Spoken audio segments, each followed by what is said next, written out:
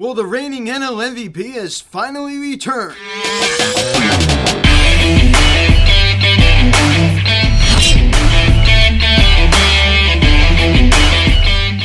Yo, what is going on, everybody? Welcome to Phillies Hot Stove Media, and today we're recapping tonight's game between the Philadelphia Phillies and the Pittsburgh Pirates as the Phillies defeat the Pirates by a final score of 7-4 as they take the first game of this three-game series. As they have now won 5 straight. And I guess before we get into this video, please subscribe if you have not yet. Please turn on the notification bell. Please like this video, comment on this video, share this video, and let's get into this. How about that? 5 straight wins for this Phillies team. 16 games over the 500 mark as we still sit comfortably in the National League wildcard race. Despite the Padres, unfortunately, winning tonight. But hey, it is what it is. Of course, they are dealing with some injury problems with Juan Soto being day-to-day. Some back soreness. I don't like to see anybody get injured. Any little thing that can help us, right? I mean, of course, as I said, I don't want to see anybody get injured. I want to emphasize that. I do not like to see anybody get injured. But speaking of an injury, a guy that came back from an injury, Bryce Harper, back in the lineup tonight, batting cleanup, hitting GH. This almost was surreal. It really was almost surreal. It kind of seemed like a movie, honestly. I mean, it really did. It was an incredible feeling. To see that guy back in the lineup. I mean, the first time since June 25th, when Blake Snell, the wonderful Blake Snell, am I right, threw a pitch that fractured Bryce Harper's left thumb. How about that? I mean, just a crushing blow for this Phillies team. We all remember the media attention. The Phillies season is now over after Bryce Harper fractures his left thumb. The Phillies go 32-20 during that time. Wow. I mean, this is something you never would have thought was even imaginable. How well this Phillies team played without the reigning NL MVP. So now he is back. I mean, all the talk over the last couple weeks, when he comes back, when Bryce Harper comes back, this and this and that. Well, guess what? He's back. He was back in the lineup tonight. And as Ruben Amaro Jr. said on the pregame show, I think it's very important that this team continues to play the way they were playing when Bryce Harper was not in the lineup. You know why? Because it's very natural for these guys to just kind of step back and say, hey, the hero's here. The reigning NL MVP is back in the lineup. All right, let's take the foot off the gas. I mean, no. Absolutely not. You have to continue to keep doing what you were doing before. That is so important. That is for sure. So I definitely think they're going to keep doing that. I mean, we already saw a little bit tonight. I mean, one big negative. I mean, a lot of close games. I mean, even the 2 games against the Reds. The second and third game, a little bit too close to comfort. 6-0. We allowed the Pirates to score 4 unanswered. Luckily, we were able to get a nice insurance run to make it 7-4. But, man, I mean, that was a little too close there for a little while. As you pick up the scoring summary here in the bottom of the first inning, Bryce Harper, single-sided ground ball to right field. Kyle Schwarber and Rhys Hoskins both crossed the plate, and it's now 2-0 Phils. Think about that. Wasn't that just like, it would seem like something out of a movie. Bryce Harper walking up to home plate, Moby Flower playing over the stadium loudspeakers, bases loaded, nobody out. I mean, that was just an amazing part of that ball game. Of course, he did deliver, right? It wasn't a grand slam. We didn't even need a grand slam, right? Just a 2 RBI single to give us a nice 2-0 lead. He's still settling in, right? I mean, it's certainly a little bit of a difference in velo when you're facing AAA pitchers and now facing pitchers at the big league level. So it's certainly an adjustment. Despite him only collecting 1 knock tonight, I mean, it certainly was a big one. I forgot how beautiful that stroke was.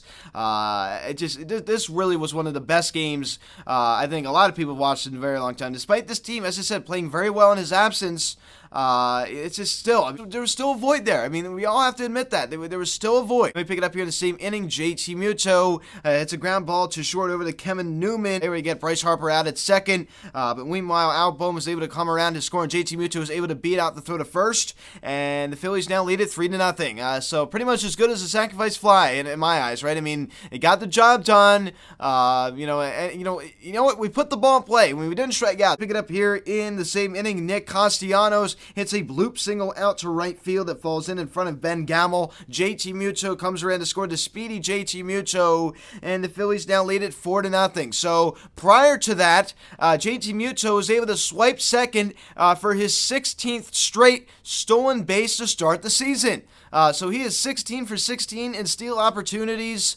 So for a catcher, I mean, that's just unbelievable. It's something to be really proud of. JT Mucho, we talk about it all the time. Such an athletic guy. I mean, he's got to be one of the most athletic catchers since the early 90s when Darren Daulton was behind the plate for the Phillies. I mean, rest in peace, Dutch. As John Kruk did mention tonight on the broadcast, it was nice to see Castellanos get the job done right there. Of course, it was another single, but he was able to collect a double later in the ball game. We'll mention that a little bit later. Let me pick it up here in the bottom of the second inning. Rhys Hoskins singles on a line drive to center field. Kyle Schwarber comes around to score as the Phillies now lead it 5-0. So Kyle Schwarber starts off the inning with a towering fly ball to right field. I mean, it just missed going up. Ben Gamble couldn't play it at the wall, and of course Schwarber was able to make it up to second. I mean, honestly, I think he kind of was, not hot-shotting, but I think maybe he thought the ball was going out. Didn't really hustle too much out of the box. Maybe he should have been standing on third base. Of course, this is a guy that's a diesel tanker. He doesn't run well at all, so you have to keep that into consideration. Still got the job done, so who really cares? 5-0 Phils. Rhys Hoskins certainly needed that one. We all know how bad he's been on this homestand. Let me pick it up here in the same inning. As John Kruk said, I mean, this is pretty much just a minor league team, almost sort of like the Washington Nationals in a way. Definitely not as bad as JT Mucho hits a ground ball to short over to Kevin Newman. He does not play it cleanly. Kevin Newman, not a bad player at all. But was not able to, field that cleanly. Rhys Hoskins crosses the plate, 6-0 Philadelphia. So there you go. I mean, that just goes to show you what kind of team the Pirates are. Not very good. Not very good. So, I mean, this is a team that definitely has had a rough go of it over the last, 4 or 5 years. No question. They haven't made the playoffs since 2015 when they got eliminated in the National League wildcard game to the Chicago Cubs. Kyle Schwarber and the Chicago Cubs that year in his rookie year. So it's just hard to believe that's been that long. Let me pick it up here in the top of the fourth inning. Brian Reynolds homers on a fly ball to left field. A 2-run shot also scores Kevin Newman. Reynolds, 21st of the season. This is now a 6-2 ball game. So the Pirates get on the board as Bailey Falter allows his first 2 runs of the night. It wasn't the end of the world. I mean, it really wasn't. At this point in the ball game, you're still thinking like, hey, this offense is showing a good amount of fight tonight. I mean, they're coming out swinging. You still felt pretty confident. Then we pick it up here in the top of the 5th inning. Alfo Castro homers on a fly ball to left center field. Hopefully he wasn't carrying his phone around the bases, right? This is the same guy that got suspended 1 game for having his phone fly out of his pocket while he was sliding into third base at Chase Field in Arizona. So yes, of course, he has yet to serve that suspension. It's only 1 game. It's not 10 games. It's 1 game. And he's still appealing it. The word is he might do it tomorrow, but this is not a new thing, right? The phone flew out of his pocket while he was sliding into third base. Go look it up. It's kind of weird. Solo shot for Castro, his 4th home run of the season, and it's now a 6-3 ball game. So, of course, as going back to the phone thing, it's a violation to have your phone out during a game. That is totally against the rules. Remember the Pablo Sandoval incident back in 2015 where he was liking Instagram photos while he was in the bathroom during a game. That was just the stuff you just can't be doing. Let me pick it up here in the top of the 7th inning. Ben Gamble homers on a fly ball to right field. His 6th of the season, a solo shot, and it's now a 6-4 ball game. So there you go. There you go. We allowed the Pirates to score 4 unanswered runs. So, I mean, thinking like, come on, man. I mean, this is a minor league team now, 4 unanswered runs. Think about it. All he had to do was just score 1 in the top of the 8th and 1 in the top of the 9th, and the ball game would have been tied. I mean, I was getting a little nervous, not going to lie. With his bullpen's health not really being the best right now, I was getting a little bit concerned. I mean, I still had a good amount of faith, but hey, I mean, kind of Brogdon a little shaky recently, not going to lie. Let me pick it up here in the bottom of the 8th inning. Bryce certainly needed this one as he singles on a ground ball the other way to left field. Bradley Zimmer comes around to score. This is now a 7-4 ball game. A huge sigh of relief, a nice insurance run. I mean, I don't think we realized how much we needed that insurance run. This was some extra comfort for this team. Bryce Stott delivers once again. That would be your final. 7-4 Phillies win 5 straight, win the first game of this 3-game series, and are now 16 games above the 500 mark. So Kyle Schwarber out of the leadoff spot. Only 1 hit. It was the double off the right field wall. So that was Schwarber's 18th double of the season. So he also was able to score 2 runs as well. 213 average for Schwarber to going with an 806 OPS. Rhys Hoskins, a 2-hit night tonight. Also collecting RBI on the RBI single. Also scoring twice as well. A 247 average now. Hopefully he can start to turn his recent dry spell around. A 811 OPS for Rhys. And Alec Bohm home 2 knocks tonight as well. A 294 average now for him to go along with a 740 OPS. So 2 singles tonight for him.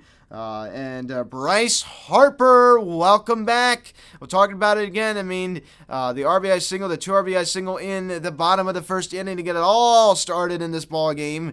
So that was very, very fitting, right? You know, coming up to the plate, bases loaded, nobody out. So a 317 average now for Bryce. And it just feels weird to be talking about him in a game. It's just been so long. During my 4 years now, I've been doing this 4 seasons, 2019, 2020, 2021, here in 2022. I've never, recapped Phillies games during a long, extended period of time without Bryce Harper. That's never happened. And it was a very, very weird time for me. It was, I'll be honest with you, I didn't really even talk about it that much, but it felt different. It really, really did. I mean, this whole team feels different when he's not in the lineup. Of course, here and there, I mean, he was on the IL briefly last year in May, but that just wasn't long enough to really have a long-lasting impact. It was only like a week and a half. It wasn't really that significant. It wasn't rehabbed. It wasn't like a serious injury. This was a serious injury. Of course, breaking your thumb isn't, too serious, but I mean, it's enough to keep you out for a significant period of time. Bryce Harper, the 977 OPS, 50 RBIs, so he becomes the 6th Philly this year to collect 50 RBIs, and he's only had 246 at-bats. So I think about that. This guy was on track for another MVP this year. I understand Paul Goldschmidt still having one heck of a season, but who knows? Who knows? I mean, of course, he's not going to get it now for obvious reasons. JT Muto, his performance tonight, was able to collect an RBI on the fielder's choice ground out, able to beat out that double play, swipe second, and then score on the Castellanos bloop RBI single. Speaking of Nick Castellanos, 2 knocks tonight, the RBI single to score JT, and the double to left center field. So that ball was certainly hit hard, that is for sure. So Castellanos, that is now 27 doubles on the year for him. He certainly delivered in that category, no denying that. A 706 OPS for Castellanos to go along with 60 RBIs now in the year, 268 average. Bradley Zimmer pinch ran for Castellanos and scored on the Bryson Stott RBI single. Speaking of Bryson Stott, only one hit was a big one, the insurance RBI single to score Bradley Zimmer. So that run certainly was an extra comfort for this Phillies team. Gene Segura 1 knock tonight, collecting a single, and Matt Vierling also collecting a single tonight as well. So we collect 11 hits tonight as a team, so certainly not bad at all. Certainly not bad at all as the Pittsburgh Pirates collect 7 on 4 runs. Go take a look at Bailey Falter's start. 6 innings, 5 hits, 3 runs, all 3 are earned. Didn't walk anybody, strike out 6. Not too bad. I mean, you got to remember, this is basically essentially middle reliever. Not bad. I mean, you got to remember, expect a lot of great things out of this guy. Still did his job last Friday against the Mets, right? He did pitch last Friday. I kept saying it was Saturday. For some reason, the whole summer thing was starting to school. I kept thinking that the doubleheader was on Saturday. I don't know why. Of course it was not. So for some reason I kept thinking it was Saturday. It was Friday. I apologize for that. So it's just been kind of weird to adjust back being in school. Of course I am in college now, not in high school. So 6 strikeouts, as I did mention before. Strikeout every inning on average. Certainly not bad at all. And Connor Brogdon allows the solo shot to Ben Gamble. As he would only go a third of an inning. So he certainly hasn't been as productive recently. His ERA jumps up to 3. So he's certainly been struggling. Jose Alvarado, 2/3 innings, he continues to be on the uptrend. He continues to just look so good. David Robertson, a nice clean top of the 8th inning. Of course he does that. He's just been so good since coming over here. We saw it with the Chicago Cubs, and the same success continues. And Brad Hand, a 1-2-3, top of the 9th inning, collecting his 5th save of the season. He 1.86 ERA, so he gets hit off the foot on a ground ball, and then Bryson Stott throws to first in time, and it's a Phillies win. So 5 straight, 16 games over. So I'm very, very proud of this team. So 6:05, the first pitch tomorrow night, as Beatty on the mound for Pittsburgh, 1-3, the 4.13 ERA, going against Kyle Gibson, 8-5 with a 4.30 ERA. So guys, thank you so much for watching this video. Please subscribe if you have not yet. Please turn on that notification bell. Please like this video, comment on this video, share this video. Check out the social media link in the description section at Phillies Hot Stove Media, Instagram, TikTok for Instagram. Follow me on Twitter at Beyond Stove Media. Call or text 267-225-3392. Email me, philliesHotStoveMedia@gmail.com. So guys, thanks so much for watching. 6:05, the first pitch tomorrow night, Beatty Gibson. I'm Luke, and I'll talk to you all later. Let's go, Phils. I'll see you guys.